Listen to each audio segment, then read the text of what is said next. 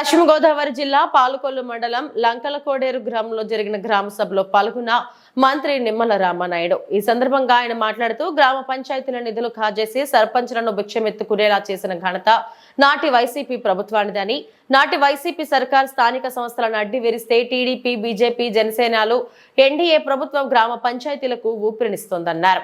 కేంద్ర ఆర్థిక సంఘ నిధులు, పంచాయతీ నిధులు సర్పంచులకే ఇచ్చి రాష్ట్ర వ్యాప్తంగా ఉన్న 13,326 సర్పంచులు తలెత్తుకునేలా చేస్తున్న ఘనత చంద్రబాబు, పవన్ కళ్యాణ్లదని, స్థానిక పాలన సక్రమంగా జరగాలంటే గ్రామస్తుల సమిష్ట నిర్ణయం అవసరమని గ్రామ సభలను నిర్వహిస్తున్నాం. కూటమి ప్రభుత్వం అధికారంలోకి వస్తే పారదర్శకం, జవాబుదారీతనంతో కూడిన పాలన అందిస్తామని ఇచ్చిన మాటను నేడు నిలబెట్టుకుంటున్నామన్నారు. 2014 నుండి 19 వరకు రాష్ట్ర వ్యాప్తంగా పంచాయతీల ఆదాయం 240 కోట్లు ఉంటే 2019 నుండి 23 వరకు ఆదాయం 170 కోట్లకు పడిపోయింది. గత ప్రభుత్వం పంచాయతీలను నిర్వీర్యం చేస్తే మన ప్రభుత్వం పంచాయతీలకు స్వతంత్ర ప్రతిపత్తితో గౌరవాన్ని కాపాడుతామన్నారు. ఆ సర్పంచుల్ని ఎన్నో ఆశలతోటి వాళ్ళని ఓట్లేసి గెలిపించుకుంటారు. ఎందుకంటే స్థానికంగా కళ్ళు తెరిచి కళ్ళు చూస్తే ఎదురుగుండా పంచాయతీ వార్డు మెంబర్ కనిపిస్తాడు, సర్పంచ్ కనిపిస్తాడు. మీ సమస్యను అప్పటికప్పుడే పరిష్కరించగలుగుతాడనేటువంటి నమ్మకం, విశ్వాసంతో మనం పంచాయతీ సర్పంచుల్ని మనం ఎన్నుకుంటాం. కానీ దురదృష్టం, గత 19, 24, 5 సంవత్సరాల పాలనలో పంచాయతీ వ్యవస్థే ఆంధ్రప్రదేశ్ రాష్ట్రంలో నిర్వీర్యమైపోయినటువంటి పరిస్థితి. పంచాయతీ వ్యవస్థే విధ్వంసానికి గురైనటువంటి పరిస్థితి.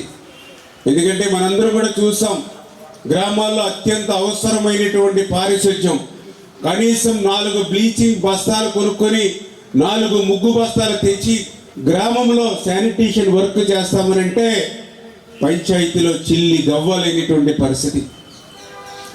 ఏదైతే గ్రామాలకు సంబంధించినటువంటి చెత్త సేకరణ అనేది అత్యంత అవసరం.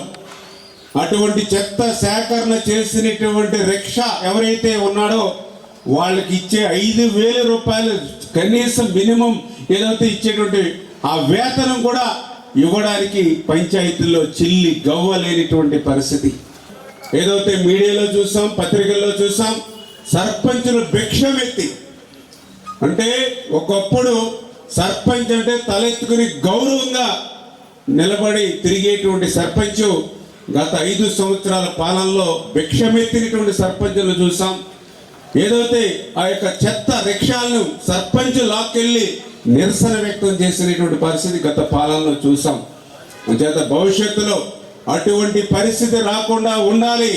సర్పంచులు కూడా సగర్వంగా తలెత్తుకుని తిరగాలి, పంచాయతీని బలోపేతం చేయాలి.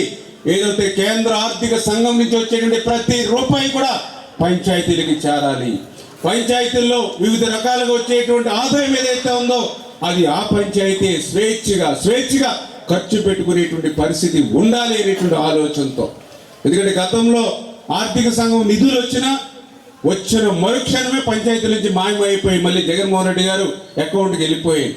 ఎందుకంటే మనందరికీ కూడా 15th ఫైనాన్స్ ఇట్లా ప్రతి హెడ్కి ప్రతి ఒక్కరికి మరి 400 రూపాయలు. ఇప్పుడు సపోజ్ మన లంకలకోడేరులో మరి 5,000 మంది ఉంటే 5,000 ఇంటూ 400 అంటే 20 లక్షల రూపాయలు. ఇప్పుడు యావరేజ్ 20 లక్షల రూపాయలు మనకి డైరెక్ట్గా సెంట్రల్ గవర్నమెంట్ నుంచి పంచాయతీ ఆఫీస్కి వచ్చేది.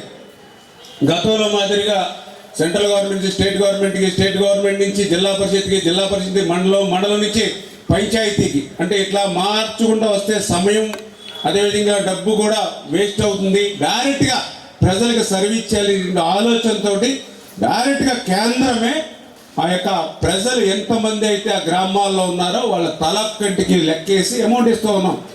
ఆ రకంగా 20 లక్షల రూపాయలు సపోజ్ ఉదాహరణకి మన పంచాయతీకి వస్తే అది మరుక్షణమే ఆవిరైపోతుంది. ఆ రోజునటువంటి ముఖ్యమంత్రి గారి అకౌంట్కి ట్రాన్స్ఫర్ అయిపోయి ఆ యొక్క రూపాయి కూడా మనకి ఖర్చు పెట్టుకోలేనటువంటి పరిస్థితి, దుస్థితి ఆ రోజు.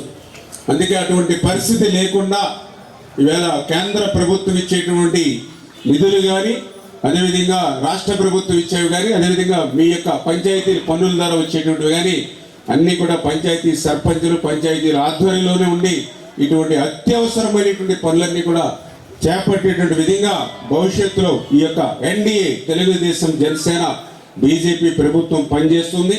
అందులో కూడా ప్రత్యేకించి ఈవేళ పవన్ కళ్యాణ్ గారు కూడా ఈ యొక్క పంచాయతీరాజ్ శాఖ మంత్రిగా మరి ఆయన కూడా నిత్యం నేను కూడా చూస్తూ ఉన్నా, అటు సెక్రటరియట్లో కానీ అటు క్యాంప్ ఆఫీస్లో కానీ అనునిత్యం గ్రామీణ ప్రాంత ప్రజలకి మనం ఎట్లా సేవలు అందించాలి, ఎట్లా పనిచేయాలి అనేటువంటిది ఆయన ఆలోచనలో చేస్తూ ఉన్నారు. అందులో భాగంగానే మొన్న మీరు చూసారు, ఏదైతే 1400 కోట్ల రూపాయలు పంచాయతీలకి విడుదల చేసినటువంటి పరిస్థితి కూడా గత వారంలో మన ఆంధ్రప్రదేశ్ రాష్ట్రంలో మీరందరూ కూడా చూసినటువంటి పరిస్థితి. ఇక భవిష్యత్తులో కూడా ఆ రకంగా పంచాయతీని బలోపేతం చేసేటి